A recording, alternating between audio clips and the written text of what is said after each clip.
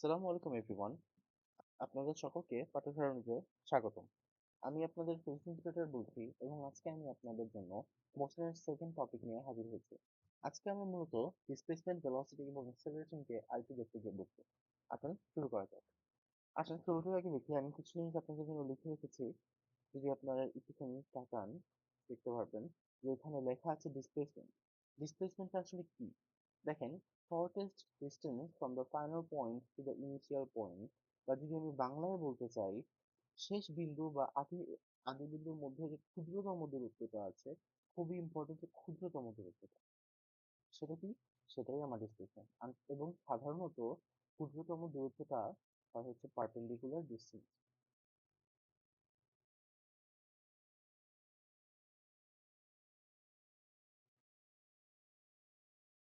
Perpendicular distance, আপনারা যদি এখন একটুখানি খেয়াল করেন, এই পারপেন্ডিকুলার ডিসটেন্সটা আমরা কোথা থেকে পাই? দেখেন, আমরা ফার্স্ট একটা অবজেক্টকে কনসিডার করলাম এইখানে ও পয়েন্টে।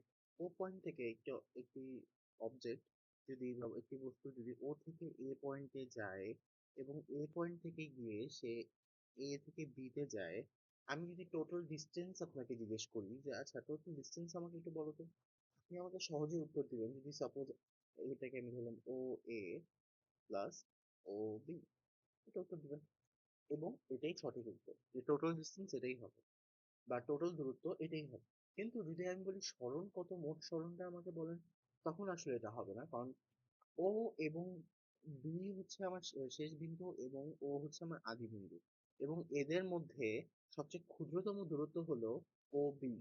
যদি একটু খেয়াল করি, ও বি স্কোয়ার, তাহলে ও বি সমান সমান আমরা কি লিখতে পারি?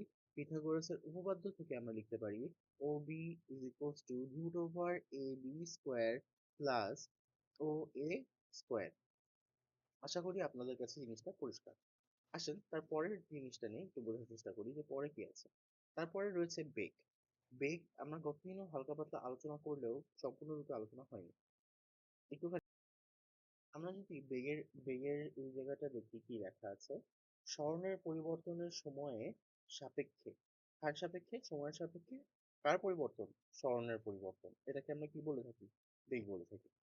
দেখেন, বা আমরা যদি ইংলিশে বলি কি বলবো? Change in displacement with respect to time.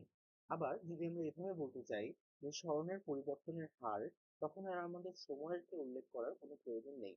দেখেন, কারণ হচ্ছে স্বরণের পরিবর্তনের হার সময়ের সাপেক্ষে বলছি। যদি হার বলি তখন আর আমরা সময়কে তার মাঝেই ইনক্লুড করে ফেলি। এই জন্য আমাদের আলাদা করে সময় বলার প্রয়োজন হয়, limit of change of displacement বললেই হয়ে যায়। আচ্ছা, তো আমরা যদি এখন একটুখানি থিওরিটিক্যালি বোঝার চেষ্টা করি, আমরা ধরলাম এই ও পয়েন্টে আমাদের কত এক্স ইকুয়ালস টু জিরো এবং টি ইকুয়ালস টু জিরো। তারপরে আমি ধরলাম ফাইনাল পয়েন্টে গিয়ে x ইকুয়ালস টু 2 এবং t ইকুয়ালস টু 2। আমরা কি জানি? ডেল ভি, বা এই মোমেন্টে যদি আমি ধরলাম ডেল ভি, তাহলে এখানে কত? Del x by del t. তাহলে এখানে কত আসে মূলত দেখেন, 2 মাইনাস জিরো, এখানেও কত? 2 মাইনাস জিরো, আসে কত? 1 মিটার পার সেকেন্ড। আর ইউনিটে এখানে কত আসবে ভাবেন? ইউনিটে এখানে আসবে মিটার পার সেকেন্ড। কেন? কারণ এক্স এর ইউনিটটা কি? মিটার, আর টাইমের ইউনিটটা কত? সেকেন্ড। তাহলে এখানে কত আসতেছে? Metre per second. আচ্ছা, এখন আমরা গ্রাফটাকে অবশ্যই দেখবো। গ্রাফটা মূলত ইউনিফর্ম ভেলোসিটি বা স্থির বেগের জন্য। তো যদি আমি ইউনিফর্ম ভেলোসিটি বা স্থির বেগ না বুঝি, আমরা গ্রাফটা বুঝবো না। আসেন তাহলে আমরা একটু ইউনিফর্ম ভেলোসিটি নিয়ে আলোচনা করি। দেখেন এখানে কি লেখা আছে। এখানে লেখা আছে স্থির বেগ কাকে বলে। পথে বেগের বা ত্বরণের পরিবর্তনের হারকে স্থির বেগ বলে। আচ্ছা, তো স্থির বেগ যদি বলে, ইংলিশে আমরা এটাকে কি বলতে পারি? In any path velocity but the rate of change of displacement is constant, then it is known as uniform velocity. আচ্ছা, একটু খেয়াল করেন তো, আমি ফার্স্টে ও পয়েন্ট থেকে কোথায় গেলাম? এ পয়েন্ট। আমি এখানে একটু ডিনোটেশন করে দিই আপনাদের জন্য, আপনাদের জন্য এ পয়েন্ট, আর এটা হচ্ছে বি পয়েন্ট। এখন ও এর মধ্যে আমার ভেলোসিটিটা কত? v1, আর ও বি এর মধ্যে কত? v2। তো এখন যদি আমরা দেখি V one V two, X one মানে ভি ওয়ান এর জায়গায় কি হবে? ভি ওয়ান এর জায়গায় হবে X one minus X naught divided by T one minus T naught is equals to what? এটা দেখেন তো, এখানে এক্স ওয়ানটা কত? টু মাইনাস 2 - 0 ডিভাইডেড বাই কত? 2 - 0 আসছে কত? 1। ঠিক আছে? যদি আমরা এখানে এটাকে তো আমরা লেজার পয়েন্টার দিয়ে লিখলাম। যদি এখান দিয়ে লিখি তাহলে v2 সমান সমান দেখেন এখানে কত আসছে? 4 - 2, নিচেও কত? 4 - 2, তাহলে এখানে কত আসছে? 1 মিটার পার সেকেন্ড। এখানে দেখেন পুরা যাত্রায়, পুরা ট্রাভেলিং প্যাথে এখানেও যা ভেলোসিটি আছে, এখানেও ঠিক সেম ভেলোসিটি আছে, মানে v1 = v2। তাহলে সেই ভেলোসিটিটা যেখানে কনস্ট্যান্ট থাকছে পুরো পথে, সেটাকে আমরা কি বলতে পারি বলেন তো আপনারা? ইউনিফর্ম ভেলোসিটি বা স্থির বেগ বলতে পারি। এখন তারপরে যে টপিকটা আমাদের রয়েছে, যেটা হলো ইনস্ট্যান্টেনিয়াস ভেলোসিটি। ইনস্ট্যান্টেনিয়াস ভেলোসিটি কি জিনিস? এটাকে আমরা তাৎক্ষণিক বেগ বলে থাকি। যখন আমি একটু আগেও বা আপনাদেরকে গত ক্লাসেও একটি জিনিস উল্লেখ করেছি যে আমাদের সবকিছুই আমরা ক্যালকুলেট করি পার্থক্যের মাধ্যমে। মানে আমরা ডেল ভি ক্যালকুলেট করতে পারি, ডেল টি ক্যালকুলেট করতে পারি, আমরা এক্সাক্ট কোনো কিছু ক্যালকুলেট করতে পারি না আনলেস আমরা যদি লিমিটের সহায়তা নিই। মানে আমরা এভাবে করে অ্যাকচুয়ালি জিনিসটাকে বোঝার চেষ্টা করি। আপনারা হায়ার ক্লাসে আপনাদের ম্যাথমেটিক্সে যখন আপনাদের এইচএসসি ক্লাস হবে, আপনারা লিমিটের ক্লাসটা দেখবেন, তাহলে আই গেস আপনাদের এই জিনিসটা অনেক ক্লিয়ার হয়ে যাবে। এখানে আসলে মেইন যে জিনিসটা সেটা হচ্ছে এই ডেল ভি, যখন ডেল আমরা তো এক্সাক্ট মোমেন্টে পাই না, কিন্তু যদি ডেল টিটা অনেক ছোট হয়, জিরোর খুব কাছাকাছি হয়, del T is equal to জিরোর খুব কাছাকাছি, 0.0001 সেকেন্ড, তখন ভাবেন আমরা অ্যাকচুয়ালি ওই মোমেন্ট বা ওই ইনস্ট্যান্টটাকে বুঝাচ্ছি না? মোমেন্ট বা ওই ইনস্ট্যান্টটাকে, ওই ইনস্ট্যান্টে আমরা ভেলোসিটিটাকে বুঝাচ্ছি। ওই ওই জন্য ওই ইনস্ট্যান্টে যেহেতু বুঝাচ্ছি, সেটাকে আমরা কি বলতে পারি? Instantaneous velocity. যেটাকে আমরা একটু আগেই ডিফাইন করলাম, velocity at any instant of its journey, at any instant of its journey is known as instantaneous velocity. তাহলে আমরা এখানে কি পাচ্ছি? ডেল ভি তখন আমাদের কি হয়ে যাবে? Velocity at that instant. আমরা বুঝতে পারছি? আশা করি বুঝতে পেরেছি। এই অ্যারো সাইনটা দিয়ে আমরা বুঝে থাকি টেন্স টু জিরো, মানে খুব কাছাকাছি। আচ্ছা আসেন তার পরেরটা আমরা একটু বোঝার চেষ্টা করি। এখন সাপোজ ভেলোসিটি সেম নেই।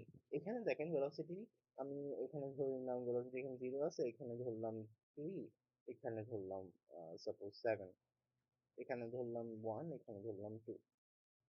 x1 x1 মাইনাস যদি x নট করি কত আসে দেখেন? 3 - 0, এখানে আসতেছে কত? 1 - 0, আসলো কত দেখেন? 3। যদি এইটাকে আবার একটু কনসিডার করি, x2 - x1 মানে হচ্ছে 7 - 3, 7 - 3 হলো এখানে, আর এই জায়গাটায় কি হচ্ছে দেখেন? 2 - 1, তাহলে এখানে ultimately 4 divided by 2, sorry divide by 1, এখানে আসছে কত? v1 is not equals to v2। মানে আমরা বুঝতে পারছি কি ভেলোসিটিটা এখানে স্থির নেই। তো এই ক্ষেত্রে আমরা যেটা করি, আমরা ফাইনাল ভেলোসিটি এবং ইনিশিয়াল ভেলোসিটি, এই মোমেন্টের যে ভেলোসিটি এবং এই মোমেন্টের যে ভেলোসিটি, সেই ভেলোসিটির মিন ভ্যালু ইউজ, যাতে করে আমাদের কি হয়, আমাদের ভ্যালুটা এভারেজ ভেলোসিটি থেকে আসে। কারণ আমাদের কোনো ভেলোসিটির exact value at that time নেই। আচ্ছা, এখন আমরা এইটা যখন বুঝলাম, আমরা আবার একটু গ্রাফে ব্যাক করি। দেখেন আমি এখানে আপনাদের জন্য আগে থেকে একটু ডিনোটেশন করে রেখেছি, একটু খেয়াল করেন। যদি গ্রাফটা কেমনে বাড়ে ইউনিফর্ম ভেলোসিটির হয়, তখন গ্রাফটা এমন হবে না। কারণ প্রতি সেকেন্ডে এখানে যতখানি বাড়বে, ঠিক 2 নম্বর সেকেন্ডেও অতখানি বাড়বে, 3 নম্বর সেকেন্ডেও অতখানি বাড়বে। আমি কি বোঝাতে পেরেছি আপনাদেরকে? গ্রাফটা একটু আনক্লিয়ার। আচ্ছা, আপনাদের জন্য একটা কাজ থাকবে, আপনারা কমেন্ট সেকশনে আমাদের করে জানাবেন। সেটা হচ্ছে ভি ভার্সেস টি, যদি আমি ভি ভার্সেস টি এর গ্রাফ আপনাদেরকে এই ক্ষেত্রে আঁকতে দিতাম, তখন আপনারা কি আঁকতেন ইউনিফর্ম ভেলোসিটির ক্ষেত্রে? এটা আপনি আমাদেরকে জানাবেন। আমি আপনাদের জন্য ভিডিওর শেষে সলিউশনটা প্রোভাইড করব, বা আপনাদের লেকচার নোটে আপনারা সলিউশনটা পেয়ে যাবেন। আচ্ছা, এখন আপনারা যে জিনিসটা দেখবেন যে, একটু দেখি ইউনিফর্ম এক্সেলারেশন। এই এক্সেলারেশন, আমরা ইউনিফর্ম জিনিসটা যদি বুঝে থাকি, তাহলে ইউনিফর্ম এক্সেলারেশনটাও আমরা ইজিলি বুঝতে পারবো। কারণ এক্সেলারেশন মানে কি? ত্বরণ। ত্বরণ মানে কি? বেগের পরিবর্তনের হার, মানে rate of change of velocity, rate of change of velocity, মানে ভেলোসিটির পরিবর্তনের হার। এখন বা আমরা ভেলোসিটি পরিবর্তনের হার যদি লিখি, বা বেগের পরিবর্তনের হার, বেগের পরিবর্তনের হার, এটা দেখেন তো এখানে যদি আমি ধরি এখানে 2 ছিল, এখানে 4 ছিল, এখানে 6 ছিল, এখানে সাপোজ 2 ছিল, এখানে 4 ছিল, এখানে 6 ছিল, তাহলে একটু খেয়াল করেন তো a1 টা আমাদের কত হয়? a1 টা হয় 4 minus 2, 4 minus 2 আলটিমেটলি আসছে 1। এখানে কত আসছে? 6 minus 4, এখানে 6 minus 4 আলটিমেটলি আসছে 1। এবং ইউনিটের কথা যদি আমি বলি আপনাদেরকে, এই জিনিসটা চিন্তা করেন তো কত হবে?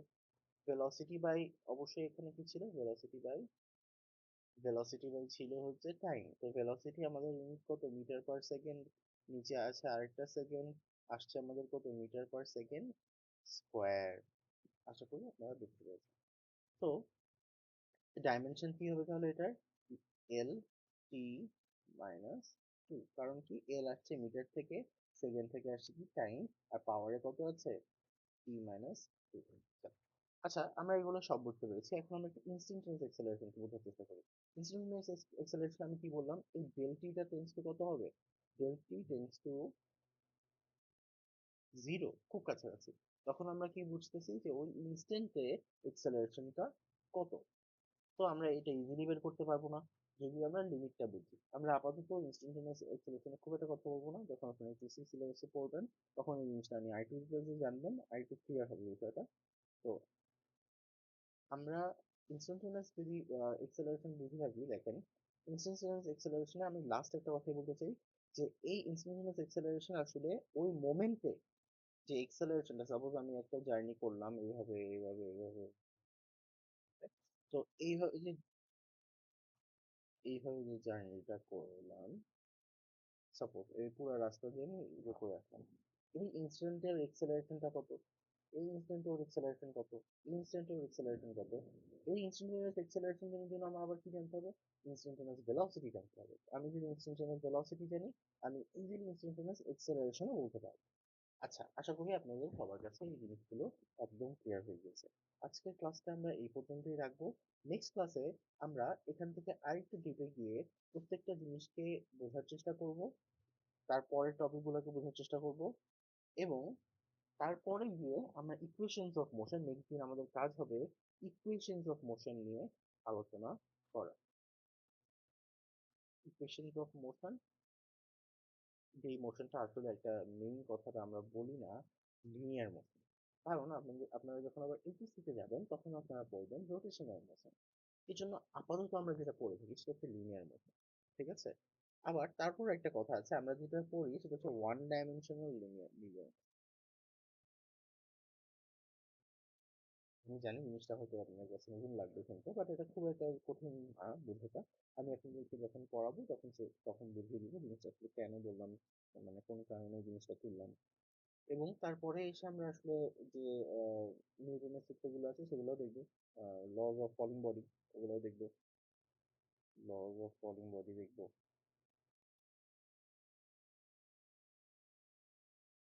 আর বিভিন্ন জিনিস নিয়ে আলোচনা করবো। আজকের ক্লাসটা এই পর্যন্তই রাখছি। আপনাদের সকলকেই আসসালামু আলাইকুম।